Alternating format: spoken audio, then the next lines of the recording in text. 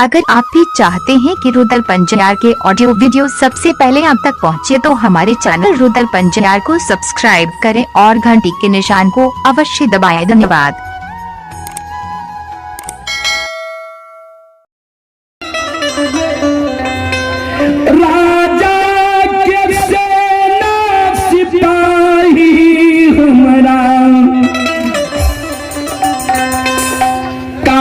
जाम से उलटा हाथ बैठ के राज दरबार ले जईतई भक्सी झोगा के हमारा मैर देतई।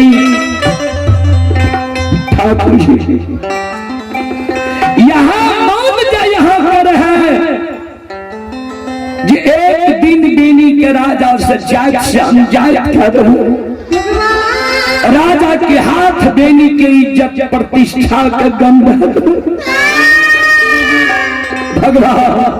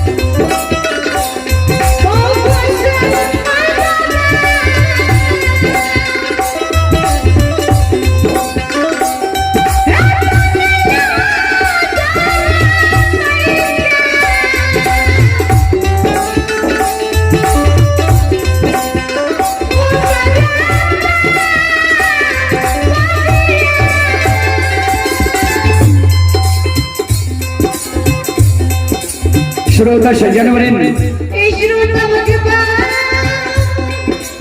चले पुरस्कार की ओर संत सिरोनी ध्रुदा बंधु आप ही रामोतार मंडल कोलवारा रामोतार मंडल की ओर से 21 रुपए की पुरस्कार है अंगद कुमार कोलबारा। 21 रुपए की पुरस्कार है रामोतार मंडल की ओर से 31 रुपए की पुरस्कार है आनंद मोहन शाह सुपुत्र राहुल कुमार तेलिया बथान। 10 रुपए की पुरस्कार है भगवान श्रद्धालु के मनोकामना को पूर्ण करें। मां सरस्वती परिवार में बाल बच्चे को विद्या की भंडार दें। बाबा भोले भंडारी भंडार को भरे रखें। जय हो दानी श्रद्धालु की जय हो,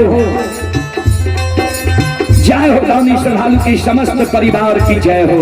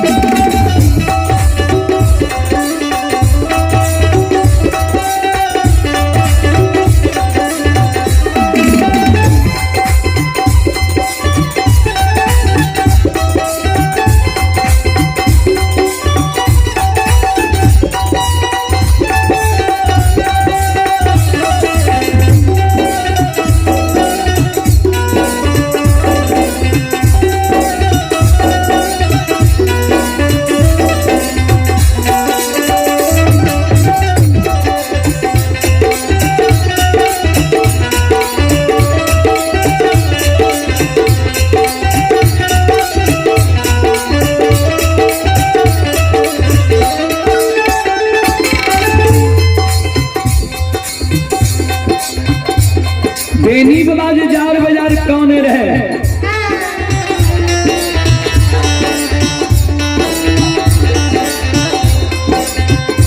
बेनी बाबा के करुण करंदन पुकार सुनकर ठाकुर जी धर्मराज बाबा के आसन डोल गए। धर्मराज बाबा बेनी बाबा के कमला नदी के किनारों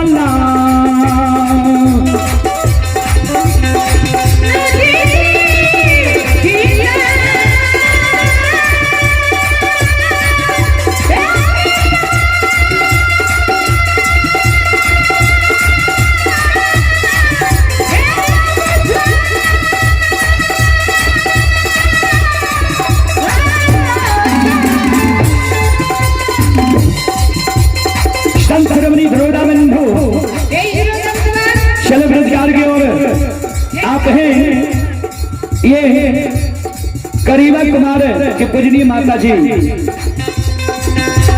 जी तेलिया बथान की निवासी ही माता जी की ओर से शानदार 11 रुपए की पुरस्कार है। भगवान श्रद्धालु की मनोकामना को पूर्ण करे। मां सरस्वती परिवार में बाल बच्चे को विद्या की भंडार दे। बाबा भोले भंडारी भंडार को भरे रखें।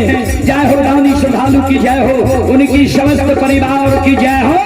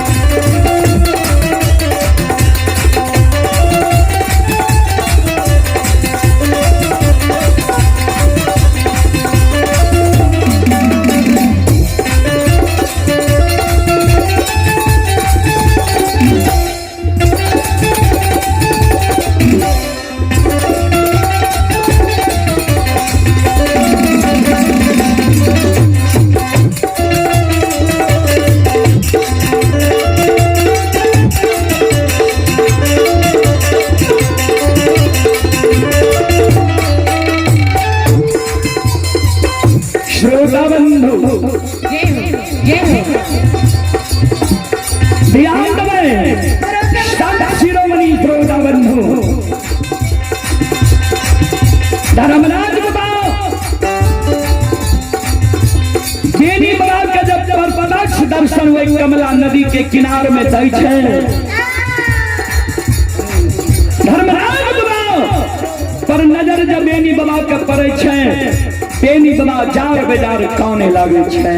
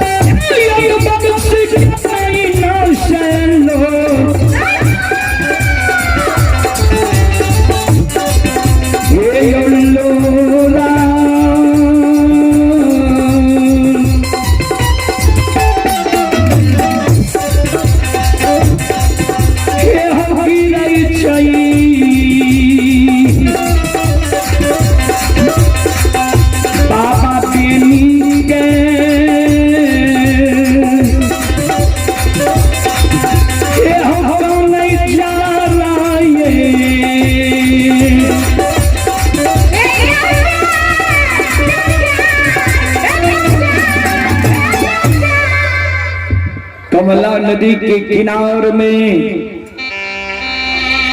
बेनी बाबा के आंख से आंसू गिरे लागले धर्मराज बाबा पर जही नाम नजर पड़े छै जार बेजार बेनी बाबा काने लागल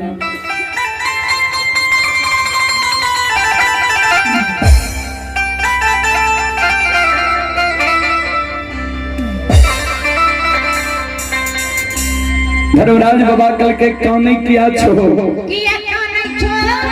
किया तोरा आंख से आंसू गिरे छै आब की भेल तोरा